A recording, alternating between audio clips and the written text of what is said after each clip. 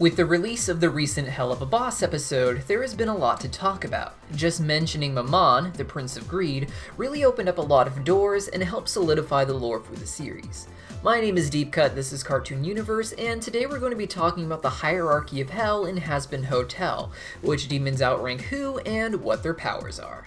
To start, at the very top of the food chain seems to be Lucifer Main and his wife Lilith. In a livestream, VizzyPop has said that Lucifer is the supreme ruler of Hell, which is likely why he's considered a king, despite his inspiration coming from the 7 deadly princes in Christian lore. According to one of the show's workers, Charlie and Lucifer could both easily beat Aleister, indicating that the power of a deadly prince can be passed down to their offspring. Despite this claim, however, they have also said that Lucifer and Aleister have no desire to fight, and instead show a begrudging respect when they cross paths. The other 6 princes may also be known as kings as well in their own rings, but are likely known just as princes.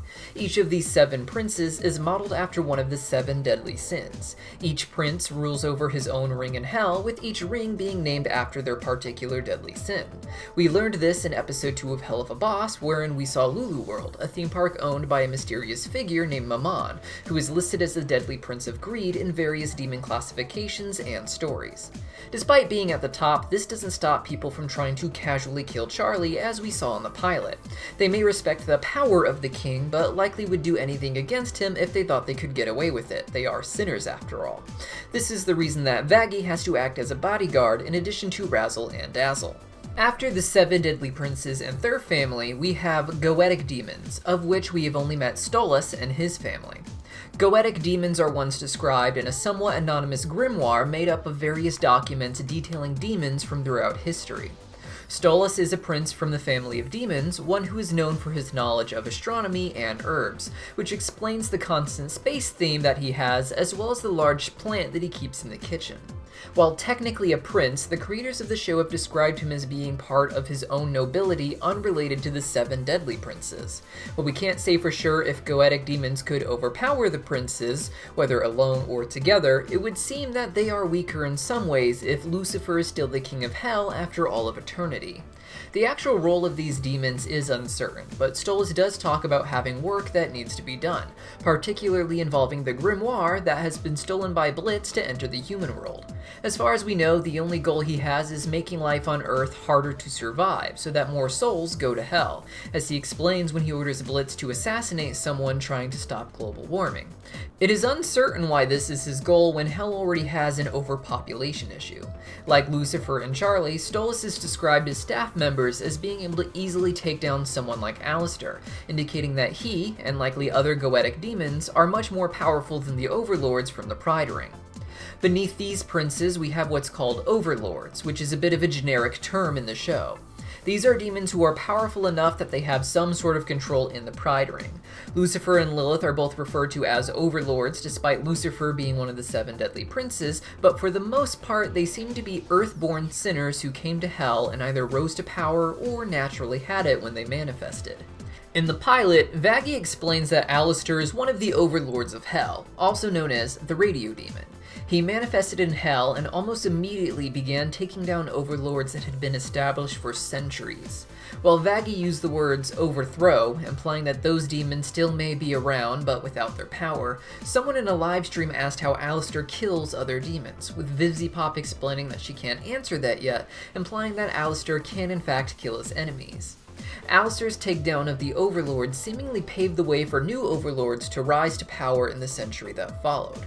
Aleister died in 1933, but the 3 Vs, who are the 3 most prominent Overlords in the show, all died afterwards, which makes sense considering their powers and industries. Valentino controls the adult film industry, which makes sense considering he died in the 70s when adult films exploded in popularity. Vox died in the 50s and is a TV-based demon. These two have something akin to a romantic relationship, though it hasn't stopped Valentino from pursuing angel dust on the side. The third V is Velvet, a demonic young girl who leads social media.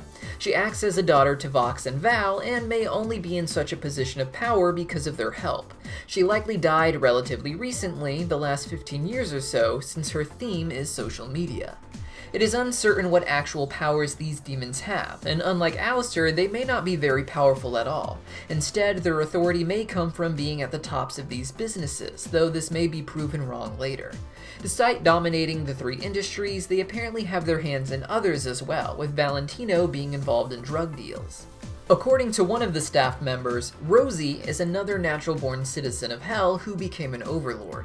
On a scale from 1 to 10, her power level is described as an 8 to normal demons, but a 2 or 3 to the other Overlords, indicating that a lot of her power comes from what industry she runs. She seems to be an important figure in the cannibal colony and is good friends of Alistair. Despite being natural-born, she doesn't have a clearly defined species like other demons often do, though it could be possible she's the relative or descendant of one of the 7 deadly princes. When Vaggie describes Alistair, a montage plays that seemingly shows Alistair with other Overlords, such as Vox, Valentino, and Velvet.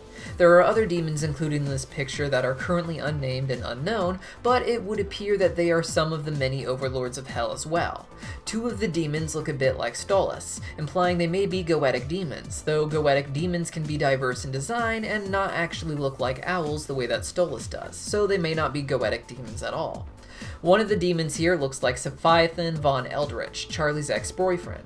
This is likely his father, who I know to be named Frederick. I had previously theorized that he was going to be named Leviathan, hence why his son was named Sephiathan, as Leviathan is one of the 7 deadly princes in Peter Binsfield's demon classification. But Vivziepop has explained that the Von Eldritch family is more akin to the new money elite families that go on to befriend real-life royal families in Europe. Not royal themselves, but very powerful, making them overlords. Beneath the Overlords are of course the more casual citizens of Hell, all of whom can have varying powers and different stations in life. In the Pride Ring, the most prominent of these are the Sinners, who are demons that once lived on Earth before being cast to Hell for leading sinful lifestyles. Their designs are a reflection of their souls, with both their interests and their sins playing into how they are shaped. Earthborn sinners are only able to exist in the top ring of Hell, the Pride Ring, though they are not the only denizens there. In fact, there is an entire city in the Pride Ring called Imp City where imps happen to live, indicating that the other rings of Hell may be overcrowded as well. The city was established in 1981, implying that there was some mass immigration of imps from one of the other rings to this one. Imps are natural-born citizens of Hell, and unlike sinners from Earth, are able to reproduce. They are considered the lowest of the low in Hell, often being used for just manual labor. However, another species, Hellhounds, is often shown as being lower than them.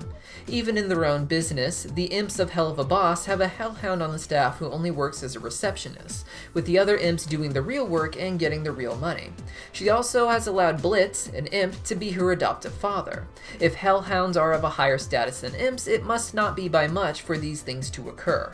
There are of course other species that exist as natural-born citizens, but these are all the ones that we have information of at the moment. If you'd like to see more Hazbin Hotel videos, don't forget to like this video, subscribe, leave a comment down below, and I'll see you next time.